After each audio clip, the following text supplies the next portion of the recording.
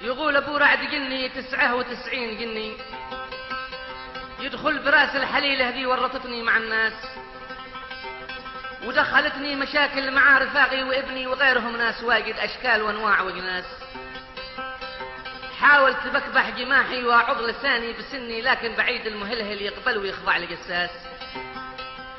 وانا وثابت دخلنا في بحر يقتل ويفني من عام 95، نسبح وسط موج غطاس. والليلة الهاجس يقبل بصوت عالي يغني، ينشر خبر لي مباشر من حيد يافع ولقواس. يقول فيها غلاغل صحيح ما هو تجني، وحقاد بانت وشاعت تشق وحدث مخماس.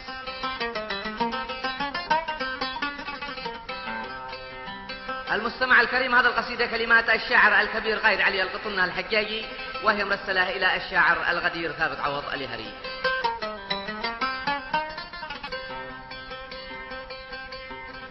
من ظلمة القبر يالله وضيقة الصدر قرني، أتلمس العفو منك واللطف فيني يتلماس.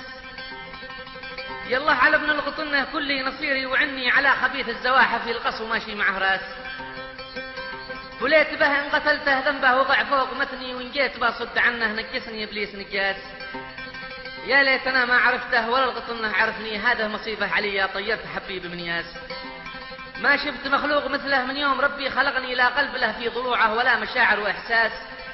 أشرت له 1000 مرة والخام ماشي فهمني، ما يحفظ حقوق شعره بيرفس الشعر رفاس.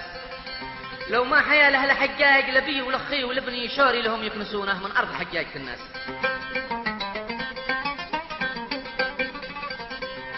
المستمع الكريم، هذا القصيدة كلمات الشاعر الغدير ثابت عوض اليهري، وهي جواب على الشاعر غايد علي القطنة الحجاجي.